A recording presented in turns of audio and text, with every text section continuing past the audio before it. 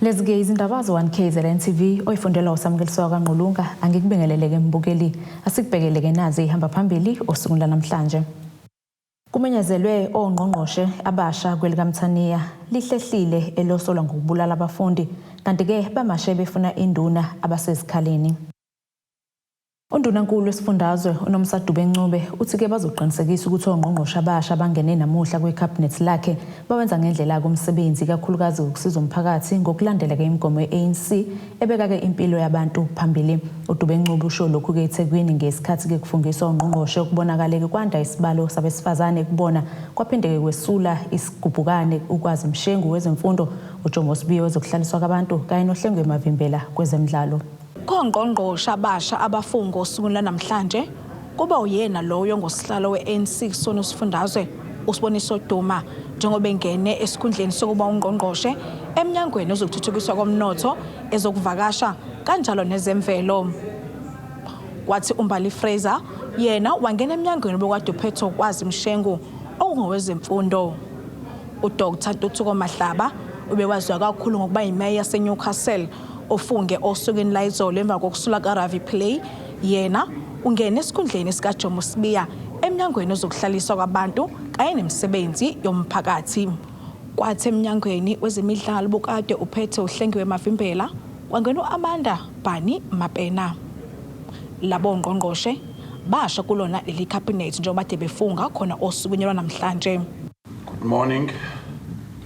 I, Siboniso Armstrong Duma, swear that I will be faithful to the Republic of South Africa and will obey, respect and uphold the Constitution and all other law of the Republic. And I undertake to hold my office as a member of the Executive Council of the Province of KwaZulu-Natal with honor and dignity.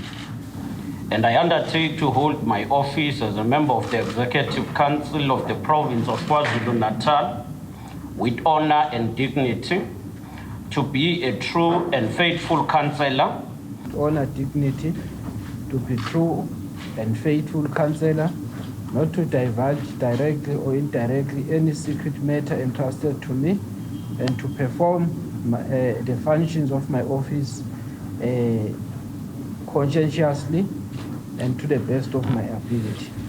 So help me God. Swear that I'll be faithful to the Republic of South Africa, and I will obey, respect and uphold the Constitution and all other law of the Republic. And I undertake to hold my office as a member of the Executive Council of the Province of KwaZulu-Natal with honor and dignity. Ekhuluma undunankulu uthi labo ngqongqoshe abasha babafakile akubona abantu abasha kakhulukazi naseminyangweni nezinto ezithinta inhlangano kanjalo nohulumeni futhi babathembile ekuthini bazoqhubeka nomsebenzi. The importance of collective team and how important it's going to be for us to work collectively. We also need to strive to make sure that the lives of the people of KwaZulu-Natal are changed, and the province needs to be better. We need to understand the sacrifices of our fallen heroes and heroines, that their lives were worth the fight. Usipho Hlomoyo bekade kakhotha namhlanje ufunge waba ungqongqoshe eminyangweni wezokuthutha. Wathi uPheki Inkonyane bekade semnyangweni wezokuthutha wangena eminyangweni bokade uphethe noMsadube sengondunankulu eminyangweni wezezimali. Usihlezeka lalo bekade ngondunankulu yena wangena eminyangweni wezokubusa ngokubambisana nezindaba zomdabu kusona isifundazwe okumnyango obhekelela kakhulu ukusebenza komasipala. Inguquko engabanga khona isemnyangweni ozokuthuthukiswa komphakathi ophethe umama uNonhlanhla Khoza kanjalo nasemnyangweni ezolimo ophethwe uBongi Sithole Mloyi. Undunankulu okunya kuvezile ukuthi bazoqinisekisha ukuthi ongqongqoshe abasha nabakhona baqhubeka nomsebenzi kakhulukazi belandele nemigomo ye-ANC. Kodwa bokhosibisi eThekwini. Khona manje ubuholo obusha bokwakhongolose esifundazweni KwaZulu-Natal buye kozethula kwisilo Umisuzulu kaZwelithini emzini waso sophongolo enyakatho nesifundazwe.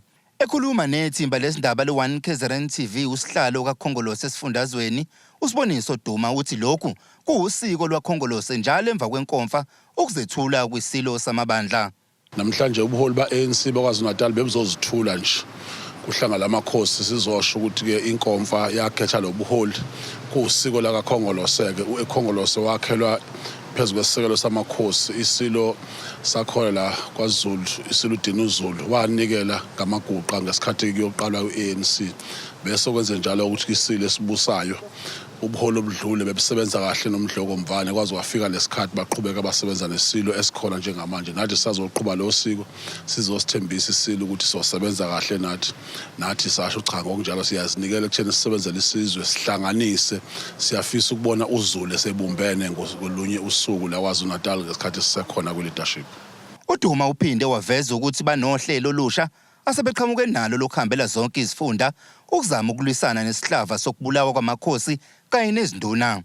Kanti uthi ukushintshwa kweCabinet lesifundazwe nalapho uSihle Zikalala ezophatha umnyango wezokubusa ngokubambisana nezindaba zomdabu kanjalo noSipho Hlomuka ofakwe emnyangweni wezokuphepha kuzosiza kakhulu ekutheni basebenzisane ukunqanda izigameko zokubulawa kwamakhosi kanye nezinduna. Sine program nje eqalile ngoKhongolose ukuhambela izifundazwe zonke zethu kodwa ke cishe uzobona nalokuhlu noshintsho lenzekile kuhulumeni ukuthi ukade uformer premier uKZN okade usihlalo kaKhongolose uyena uzoqondana nento yakaKhokta nento eqondene namakhosi nendaba yoyinduna ngaleyo ndlela kuzosebenzisana eduzane noMEC waka-public waka-transport ucomrade uHlomuka uphinda kuphethe into yaka-community safety. Leyo nto ikutshela ukuthi siyayiqhakambisa into ukuthi ke sifuna kuphele nje into eudlame eKwaZulu-Natal sifuna kuphele indaba yokubulawa kwabantu besifazane eKwaZulu-Natal sifuna ke indaba yokubulawa kwezinduna aphenye azaqeda amaphoyisa ngaloko kuphazamiseka so that soba nezwe eliphephile nelikhululekile into yobukhosi ke into ephambili kakhulu neyigugu esizweni saKwaZulu-Natal. Lobupholo obusha obusanda buqokwa bukaKhongolose esifundazweni bephelele bonke ngaphandle kwesekela likaSihlalo uNomagugu uSimelane kanti lobuholi buphinde bashiya neguqa njengesipho kongangezwe lakhe. Ezindabeni ze-1KZN TV kubikuthi abani maphumulo ophongolo. Lihlahlele umhla zingama-27 kuMandulo icala wesiliso sola ngokubulala amantombazana amabili abefunde ibanga le-10 eGinyani High School eCreighton kwelikaMthaniya. Umsolo wakhe ubaphumelele Zulu unqumuke ungasifaki isicelo sakhe sebheyili ngesikhathi kevele ekafushane enkantolo yeMantshi eDonnybrook. Ubhekeneke namacala okubulala kanye nokweqa esitokisini. Usolo wakhe ngokugenqa abulale lamantombazane. Enyeke yatholakala ilimele kabi phambi komnyango lapho bebeqashe khona. Enyeke yatholakala shonile ehlathini eliseduze. Belihlezi khona la enkantolo yeMantshi eDonnybrook icala lowesilisa oneminyaka eyi-21 ubudala osola ngokubulala amantombazane amabili abenza ke ibanga le-10 esikoleni iGinyane. Umsolwa ke kubikwa ukuthi akabange asifake isicelo sakhe sebheyili kanti sikhulume nomeya womasipala uMzimkhulu ukusilandisa kabanzi njengoba kade engaphakathi enkantolo. Umsolwa uvelile enkantolo ogama linguphumelele Zulu obukeke samncane kakhulu uma umbheka nje kodwa ke ummeli wakhe uye wakubeka ukuthi ibhayili uthi hayi akasayiceli ngenxa yokuthi uyabona ukuthi isimo asikho sihle ngaphandle umphakathi uthukuthele ngalesenzo asenzile ukubulala ingane ezincane ezingenaqala amantombazana aze abe mabili kuloko nje okwenzekile kuye kwathiwa ke ngaphakathi uMantshi icala uyalihlehlisa uhlehlisela umhla ka-27 kuSeptember kuwo lonyaka ngonxa yokuthi ama-results we-DNA awakabuyi ngabe mhlambe lona liyaqhubeka if yonke into ufakazi bese kuphelele. Njengoba kuyinyanga yabantu besifazane imeya yomasipala iDr Nkosazana Dlamini-Zuma iyachaza ke ngalesi sihlava njengoba ke kungenye ke yezinto ekubhungwa kabanzi ngazo ikakhulukazi njengoba ke kuzama ukuthola isombululo kulesi sihlava. Thina nje abantu besifazane futhi kusiphatha kabi ukuthi njalo uma ngabe ku-August kuyilesikhathi esisuke sikhumbuzana sona ukuthi abantu besifazane fanele bavikelwe kodwa kuba sengathi ababulali ila bethelwa ngezibonkolo khona babone ukuthi ababulala abantu kakhulu ngalezo zikhathi. Uzobona futhi makuya ekupheleni kaNovember kuqala i-16 days of activism nakhona futhi bavele kube ngathi bathunyelwe nje ukuthi abavukwa amadimoni babulala abantu besifazane. Yize sifisa ukuthi abantu besifazane bavikele unyaka wonke kodwa kusiphatha kakhulu ngalezikhathi eziwu2 la sisuke sikhumbuzana khona ukuthi abantu mabaphathwe kahle kodwa izigameko zokubabulala zikhule kakhulu.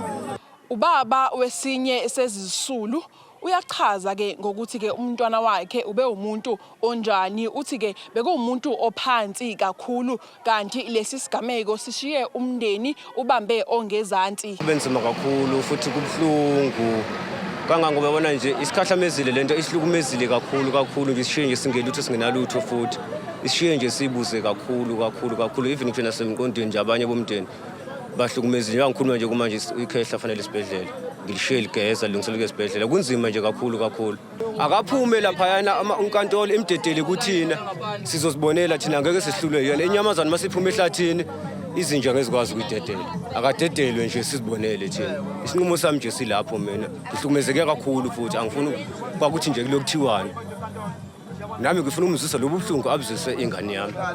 Icala lihlehliselwe ke umhla ka-27 kuSeptember kuwona lo nyaka. Ezindabeni ze-1KZN TV ngu-Anc.Kwethulwe ngiseDonnybrook. Amalungu omphakathi asuka esigodini sasezikhaleni ngaphansi kwenkosi yesizwe sakwaBhejane abambeke imashi ibhekise enkantolo yenkosi kule ndawo ekhalakanye ongaminayo induna njengoba sekupheleke izinyaka eyisithupha. Ekhuluma ke nezithimba lezindaba lo-1KZN TV uJoseph Mkhize obeyingxenye yemashi uthi ke ungabinayo induna kunomthelelo ekutheni ke kudla ngobugebengu njengoba kubulawa abantu mhla namalanga. Sekuphela iminyaka eyisithupha isigodi sasezikhaleni ngaphansi kwenkosi yesizwe sakwaBhejane enseleni singenayo induna. Lokhu kuzemva kokuba yadlula emhlabeni induna yayiphethe lesi sigodi okumhlongo. Ukuhlala iminyaka engaka ingekho induna sekusukumise lo mphakathi nje obubamba imashi ebheke emkhandlini wenkosi ufuna kubekwe induna entsha. Phakathi kokunye abakhala ngakho ukwanda kwesigameko zobugebengu endaweni nabakholwa ukuthi ungabi khona kwenduna kunomthelela. Sikhala ngenduna esigodini asinasi induna lokhu kwashona induna eminyakeni eyisithupha isigodi siyiphethe njengamanje abantu bayafa kudlwengulwa izingane ziyabulawa. Njengoba isikhathi sesingaka isigodi siyalemala kakhulu ngoba ubungozi sebubuningi ingane ziseyilimele sekuze kwashona abantu abaningi nokudubulana ubugebengu sebubuningi kakhulu. Lamalungu omphakathi abehamba ehlabelele eshayini neziqubulo namatilongo afike ethula incwadi yohlu lwezikhalazo kundunankulu wenkosi. Nalapho efike azokalisa khona ungenami ukuhlala ngaphandle kwenduna. Njengamanje ke inkosi kayikho isemkhuhlaneni yayisishiya ke ukuthi wonke umsebenzi onganakho ukuthi kufunakala inqumo ezifana nalezi zeswe iyushiya wonke kuba ngiwenze. Siyaqhubeka ke siyawenza umsebenzi njengoba ke namhlanje nje kufika lokhu besibalinde kusasa oba kwakuthiwe kuhlehlele umdla ka12. Asiphambene nalutho ke njengoba sebefikile. Njoba ngithathile nje ke imemorandum sengizoyidlulisela enkosini bese ke ngilindela ukuthi inkosi ngizoyitsha futhi inkosi ngizoyazisa ukuthi bajahile ukuba bathola impendulo. So kuzoba yiyo ke eshokho ukuthi ibuka luphi usuku lokubiza obanikeza impendulo noma itshela mina ukuthi abahlangane ke ngosuku oluthile izofika nesinqumo esiphetheko. Kulindele ukuthi inkosi ibuyise impendulo kulomphakathi emva kwezinsuku eziyisikhombisa. Ezindabeni ze-1KZN TV kubika uThabani Maphumulo enseleni. Asike sisishelele ey'tolo sizobuya siqhubeke nendaba zethu.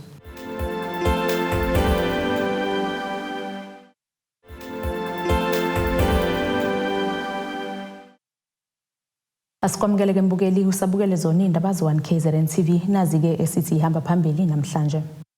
Kumenyezelwe Ongqongqoshe Abasha kwelikaMthaniya lihlehlile elosolwa ngokubulala abafundi kanti ke bamashe befuna induna abasezikhaleni. Lo ke okhulumela iqembu iAction SA kuze lonke uRerato Ngobeni uthi ke bazokhetha maduze ubuholi baleli qembu kulesi sifundazwe kulandela ke ukuhlakazwa kobuholi obebukhona okusolakala ukuthi ke bengenalo uzinzo nokusebenzisana. uNgobeni ke usho lokhu kwingxoxo ekhethekile nethimba kohlelo lozokuxhumana ngokuxhakaxhaka. Ngobeni siyabingelela sikwamukele osukwini lwanamhlanje ophiwe nezindaba lezi-1KZNTV. Ngiyabonga kakhulu Sister Buho for having us. Yes, sicela siqale sibheke kuleli sonto nisanda kukhipha istatement nobuholi phezulu la bekade niveza khona ukuthi senhlakaze ubuholi besifundazwe.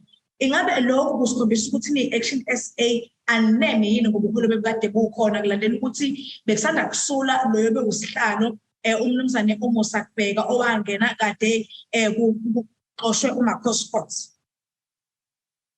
Ngiyabonga kakhulu ngalo mbuzo. Asiqale kusihlalo uMusakubheka.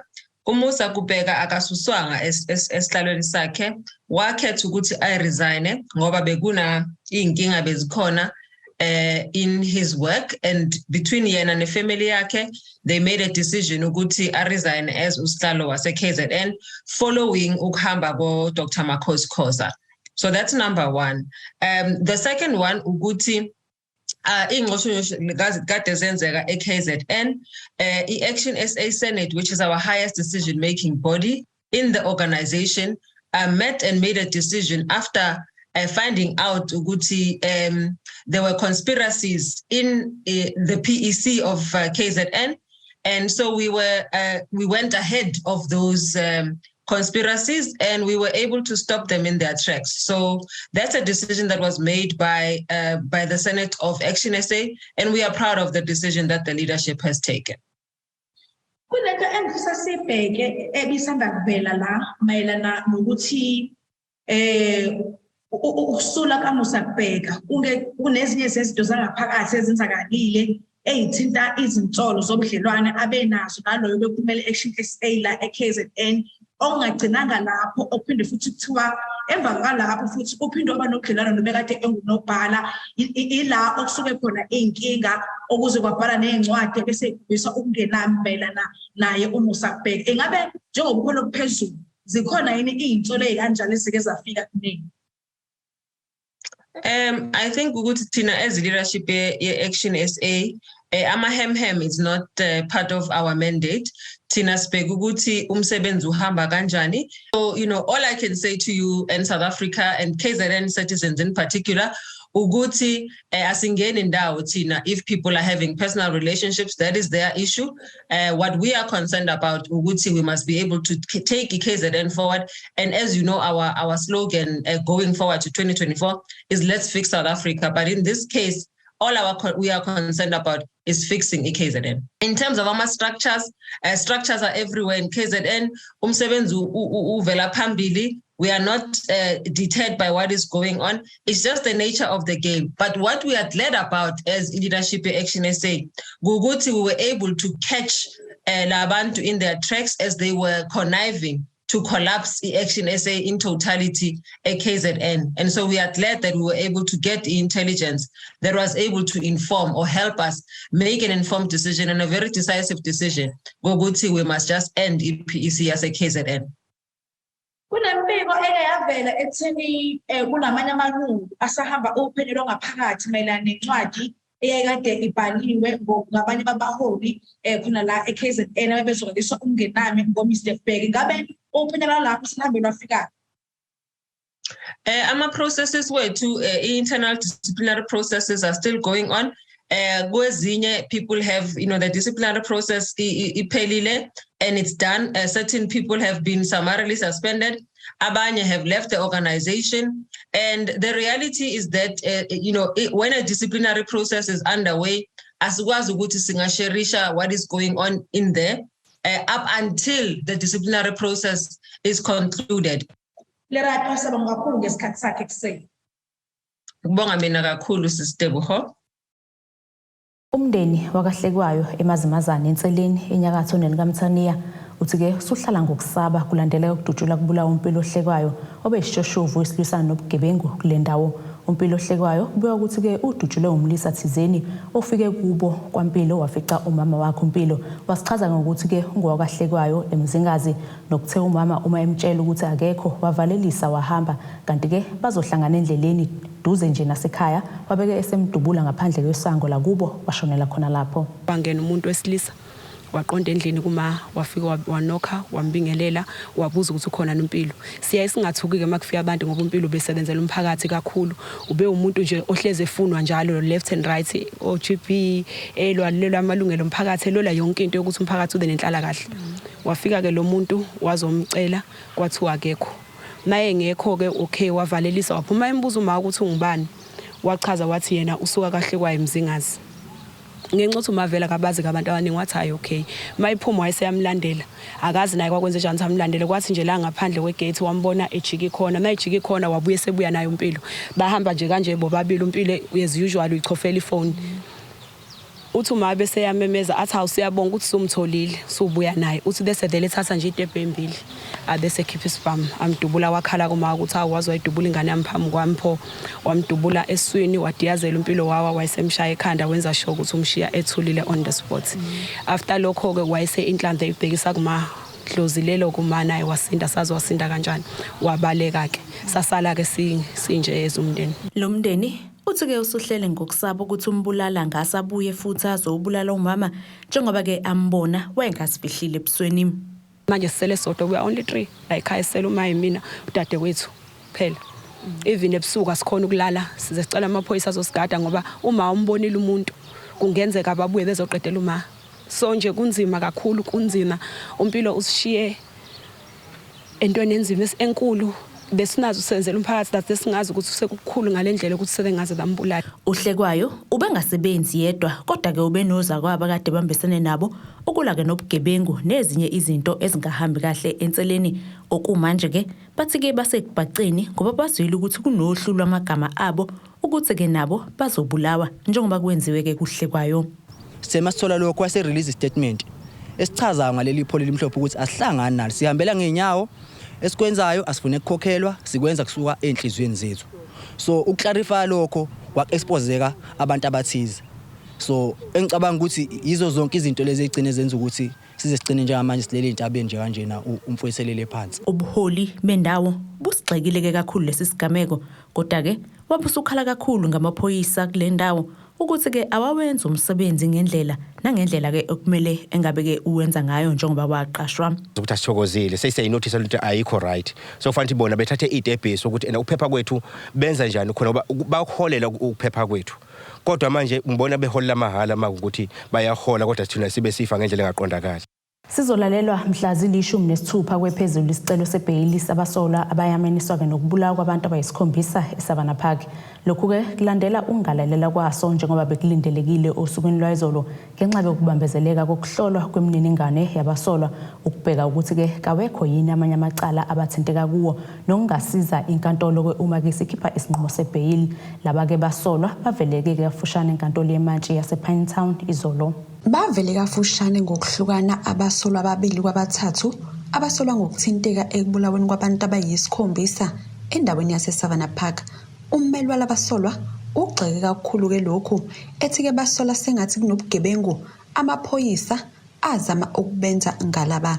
Asazi ukuthi amaphoyisa azama ukwenza ubugebengu bani ukubahlukanisa because uma bebanjwe endaweni eyodwa bebanjwe bonke icase number iyodwa ngalezo sikhathi but asibazi ubugebengu ukuthi bafunelana ukuthi babahlukanise kube ngathi benza amacala ahlukene ibona wodwa amaphoyisa azokwazi ukusichazela lokho. Asazi nenkantolo izobabuza ukuthi bawahlukaniseleni kufanele sazi ekugcineni bawahlukaniseleni amacase. Ngesikhathi labasolwa beboshwa batholakala nezibhamu ezintathu kubalwa nesikhulu kanye ke nezinhlamvu ezingu49 nokuyiwona amacala asavala njengababekwa wona. Ngesikhathi bevele kule nkantolo ngelidlule iyaveza ukuthi ke bazobekwa amacala okubulala laba abayisikhombisa.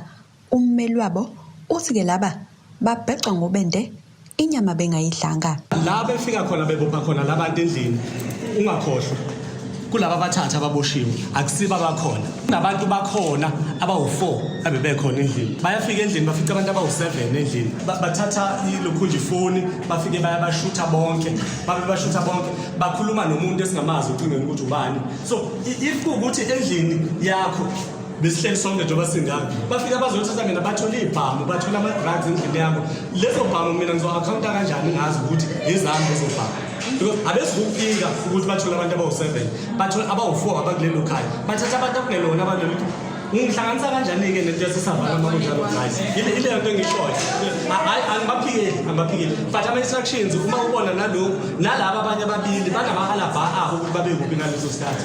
Kuzokhumbuleka ukuthi emavikini amabili edlule kwabulawa abantu abayi12 eMaranhill abayi7 badutshulwa eTuckshop.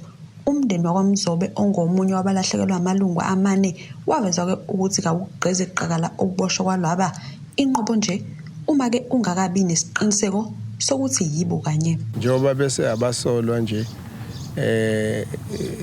asazi siyobonga kakhulu mase kuprovekile ukuthi ibona futhi bathola ukujeziseka ngendlela efanele. Ey'ndabeni ze-1KZNTV kubi kuntombi khona Mvubu eThekwini. Asiphinde sisishelele ey'tolo sizobuya futhi nazo indaba zethu.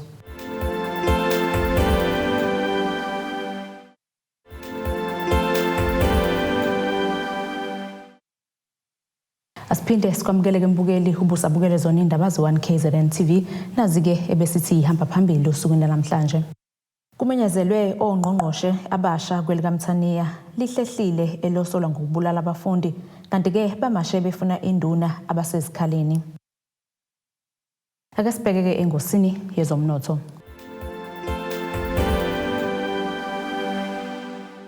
Irandi lakuleli lo-16.22 maqhathaniswa nedola laseMelika libo 19.80 maqhathaniswa nopound waseBritain libo 16.69 maqhathaniswa ne-euro yase-Europe.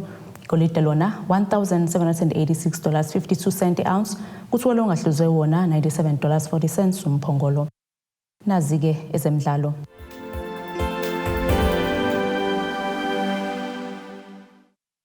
Omunye wabaqeqeshi beMamelodi Sundowns uRolani Mokoena uthi-ke uyayivuma induku abanenwebulwe ngayo yiqembu le-TS Galaxy wathi-ke impela abenzanga kahle kulomdlalo awuchazeke njengaba bezimisele nakanjani ukuthi-ke bawunqobe. iSundowns ehlulekile ukuqhubeka nomqiqo wayo wokunqoba ngesikhathi-ke yehlulwa iGalaxy ngegoli elilodwa eqandeni kumdlalo wabo wesibili kusizini entsha ye-DStv Premiership.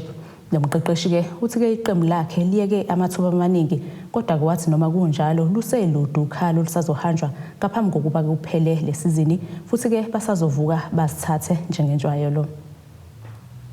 Nasi-ke isimo sezulu esingalindeleka.